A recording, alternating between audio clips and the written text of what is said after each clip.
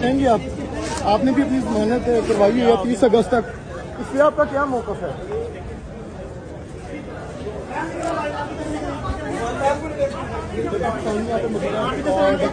ڈکی کا بھائی فیملی اور لیگل ایڈوائزر بھی یہاں پہ موجود ہیں. جی سر میری ریلیکس ہو کے میری بھائی سارے میرے پلیز سن لیجیے گا. ایک تو فیملی ہے آلریڈی پینک میں ہے، پریشان ہے، اس لیے جو آپ کی کوئی کیوری ہے میں آپ کو اسسٹ کر دیتا ہوں. پلیز سر بتائیے گا 6 دن کا ریمانڈ آلریڈی ہو چکا ہے، کیا مزید ریمانڈ جو ہے عدالت دے گی؟ دیکھیں یہ تو پریروگیٹو ہے کورٹ کا، یہ ان کا کورٹ کا رائٹ ہے. ہم نے ان کو اسسٹ کیا ہے کہ 6 دن کا آلریڈی ریمانڈ ہو چکا ہے.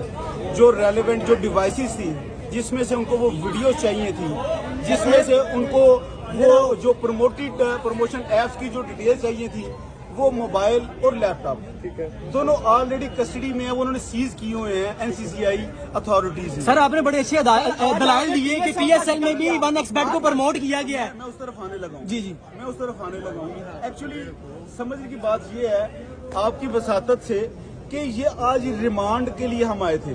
جب بیل کی سٹیج آئے گی تو اس کے آرگومنٹس ڈفرینٹ ہوتے ہیں، لیکن آج ہم نے آنریبل جج صاحب کو یہ چیز کرنے کی کوشش کی ہے اور کچھ پکچرز پیش کی ہیں کہ 1xBet اور اس طرح کے جو ایپس ہیں جو کہ اس شخص جس کا نام سعد عرف ڈکی بھائی ہیں، ان کے اوپر ان کو اس طرح گریب کیا جا رہا ہے.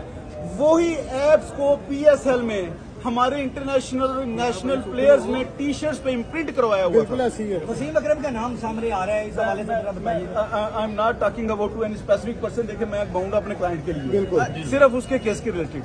تو گزارش یہ ہے کہ اسی طرح بل بورڈز آپ دے سکتے ہیں PSL میں، یعنی کہ وہ گورنمنٹ کی سپرویژن میں سارا کچھ ہو رہا ہے.